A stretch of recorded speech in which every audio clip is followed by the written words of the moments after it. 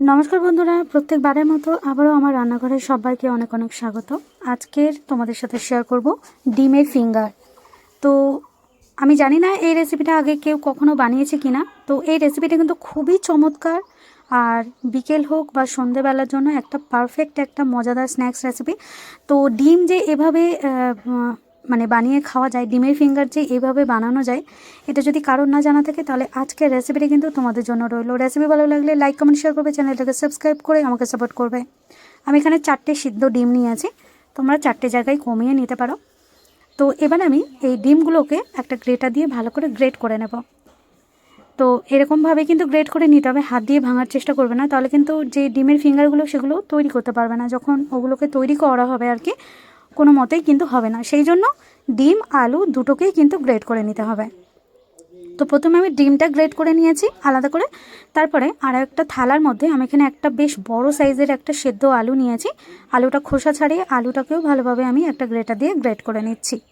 তো প্রথম কাজ এটাই করতে হবে।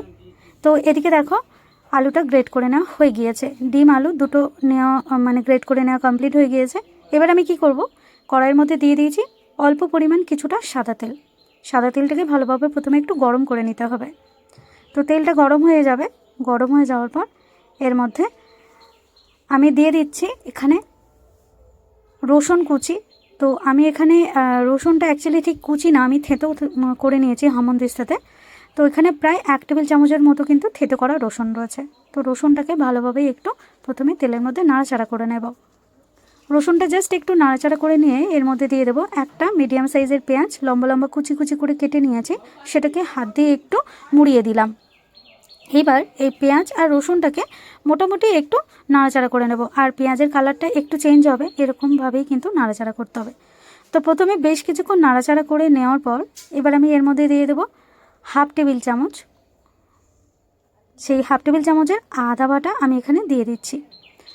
তো আদাটাকে এবার আমি পেঁয়াজের সাথে ভালোভাবে নাড়াচাড়া করে নেব, আর পেঁয়াজের রঙটা এবার একটু লালচে মতো করে নেব।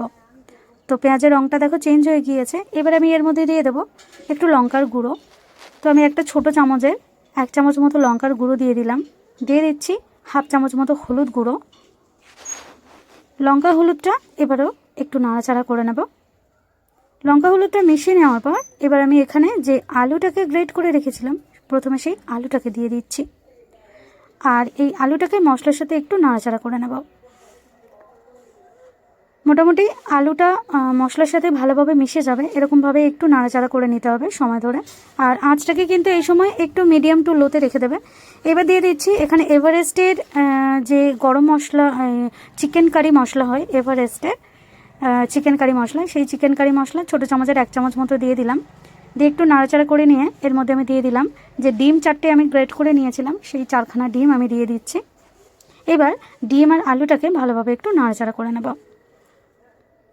তো যারা আজকের এই রেসিপিটা দেখছো তারা কিন্তু অবশ্যই একবার ট্রাই করে দেখো, খুবই খুবই সুস্বাদু হয় কিন্তু, আর বাচ্চা থেকে বড় কিন্তু সবাই কিন্তু খেতে খুবই পছন্দ করবে এই রেসিপিটা। তো ডিমটা একটু মিশিয়ে নেওয়ার পর এবার আমি দিয়ে দিলাম পরিমাণ মতো লবণ, আর দিয়ে দিচ্ছি ওই ছোটো চামচের 1/2 চামচ মতো একটু চিনি। চিনিটা দিলে কিন্তু এই চিকেন ফিঙ্গারের টেস্ট খুবই ভালো আসে। এটা কিন্তু মিষ্টি হবে না, কিন্তু পুরের ব্যালেন্সটা একদম ঠিকঠাক থাকবে। তো এবার যা যা দিয়েছি মোটামুটি সব কিছু আবারও ভালো করে নাড়াচাড়া করে নিতে হবে। আর এই যে পুরটা এখানে তৈরি হচ্ছে একদম কড়ার মধ্যে কিন্তু সেট হয়ে যাবে, তাহলেই কিন্তু খুব অনায়াসে কিন্তু চিকেন ফিঙ্গারগুলো কিন্তু রেডি করে নেওয়া যাবে। তো এবার সবশেষে আমি কী দিয়ে দিচ্ছি, এখানে দিয়ে দিচ্ছি বেশ কয়েকটা কাঁচা লঙ্কা কুচি কুচি করে কেটে নিয়েছি, সেটা দিয়ে দিলাম। একটু পেঁয়াজ পাতা দিয়ে দিচ্ছি অল্প কিছুটা, আর দিয়ে দেবো একটু ধনিয়া পাতা।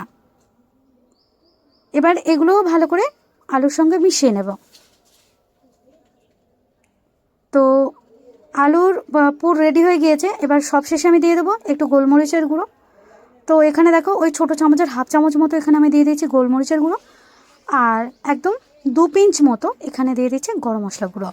এখানে যে শাহি গরম মশলা হয় সানরাইজের, সেই গরম মশলাটা দিয়ে দিচ্ছি।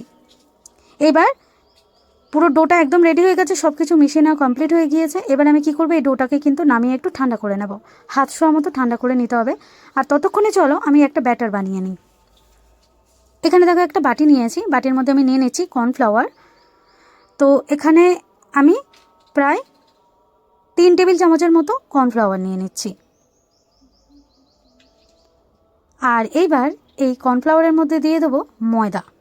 তো আমি 2 টেবিল চামচ মতো ময়দা দেবো। 3 টেবিল চামচ কর্নফ্লাওয়ার, 2 টেবিল চামচ ময়দা। এবার দিয়ে দিচ্ছি একটু সামান্য লবণ। লবণ আর ময়দা কর্নফ্লাওয়ার প্রথমে একটু মিশিয়ে নেওয়ার পর এর মধ্যে অল্প অল্প করে জল দিয়ে একটা ব্যাটার বানাবো। তো ব্যাটারটা কিন্তু খুব বেশি পাতলা যেন না হয়। আমি দেখিয়ে দিচ্ছি ব্যাটারটা ঠিক কীরকম হবে। একটা চামচ দিয়ে যখন ঘাঁটবে তখন দেখতে পাবে যে পিছনে এরকম একটা লেয়ার পড়েছে, ঠিক এইরকমই হতে হবে ব্যাটারটা। তো ব্যাটার কিন্তু একদম রেডি হয়ে গিয়েছে। আর এদিকে দেখো আমি যে পাউরুটি গুঁড়ো করে রেখেছি, সেই পাউরুটি গুঁড়ো দিয়েই আজকের কিন্তু এই এগ ফিঙ্গারগুলো আমি কোটিং করব। তো তার জন্য দেখো পাউরুটি থালার মধ্যে নিয়ে নিয়েছি, আর এদিকে ব্যাটারও কিন্তু একদম রেডি হয়ে গিয়েছে। এবার আমি চিকেন ফিঙ্গারগুলো তৈরি করে নিয়েছি।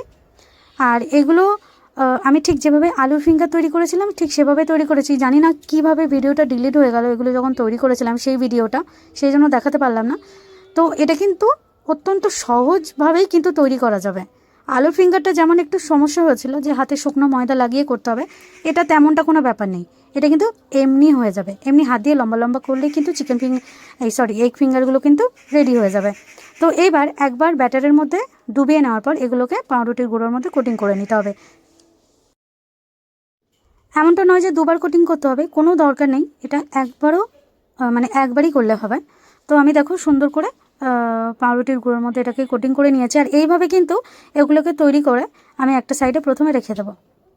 আর খুব ভালো হয় এটাকে যদি একটু মিনিট 15 একটু ফ্রিজে রাখা যায়, তাহলে কিন্তু পাউরুটির গুঁড়োগুলো একদম কিন্তু সেট হয়ে যাবে। আর তেলের মধ্যে ভাজার সময় কিন্তু খুব সহজে ভাজা হয়ে যাবে। আর যদি হাতে সময় না থাকে তাহলে কিন্তু এমনিই কিন্তু এগুলোকে বানিয়েই কিন্তু একটা থালাতে প্রথমে রেখে তারপরে তেলের মধ্যে এগুলোকে ভেজে নেওয়া যেতে পারে, কোনো অসুবিধা হবে না কোনো ব্যাপারে। তো এদিকে দেখো আমি এগুলো সব আরও একটা পুনরায় দেখিয়ে দিলাম যে কীভাবে তৈরি করে নিয়েছি। আর এরকমভাবে কিন্তু সমস্ত এগ ফিঙ্গারগুলো তৈরি করে নিয়েছি। একটু কাছ থেকে আমি দেখিয়ে দিচ্ছি যে এগুলো ঠিক কেমন হয়েছে। দেখো এরকম সুন্দরভাবে কিন্তু কোট হয়ে যাবে। এইবার এগুলোকে তেলের মধ্যে ভাজবো। তো আমি একটা বড় জায়গাতে তেল গরম করে নিয়েছি আর আঁচটাকে মিডিয়ামে রেখে দিয়েছি। তেলটা গরম হয়ে যাওয়ার পর আঁচটাকে একটু মিডিয়াম টু লোতে রেখে দিতে হবে। তারপরে এক এক করে কিন্তু এগ ফিঙ্গারগুলো তেলের মধ্যে দিয়ে দিতে হবে। আমি একটু বড় জায়গা নিয়েছি যাতে একবারে একটু বেশি পরিমাণে ভাজা যায়, আবারও বাদবাকি পরেরগুলো ভেজে নেব। তো প্রথম পর্যায়ে আমি বেশ অনেকগুলো দিয়ে দিয়েছি তেলের মধ্যে। আর এবার এগুলোকে সুন্দর করে ভাজবো। তো একটা কথা বলে দিই, প্রথমে যখন দেখবে যে নিচের সাইডটা যেটা তেলের দিকে রয়েছে সেটা যখন লালচে কালারও হয়ে যাবে, তারপরে কিন্তু এগুলোকে উল্টাতে হবে। আর এগুলো তো একটু নরম থাকে, তো সেই জন্য একটু সাবধানে কিন্তু উল্টে দিতে হবে। জাস্ট যদি তোমরা একবার আস্তে করে এটাকে উল্টে দিতে পারো, তারপরে আবার 2-1 বার যখন নাড়াচাড়া হবে এগুলো কিন্তু আর ভাঙবে না, এমনিতেই শক্ত হয়ে যাবে। তো আমি এক এক করে এগুলোকে একটু নাড়াচাড়া করে নিয়েছি।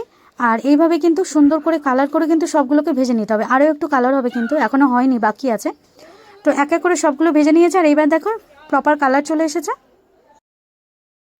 আর এবার এই ডিমের ফিঙ্গারগুলোকে একটা থালার মধ্যে তুলে নিয়েছি। তো থালার মধ্যে আমি একটুখানি টিস্যু পেপার রেখে দিয়েছি যাতে এক্সট্রা তেলগুলো একটু এর মধ্যে শুষে নেয় আর কি।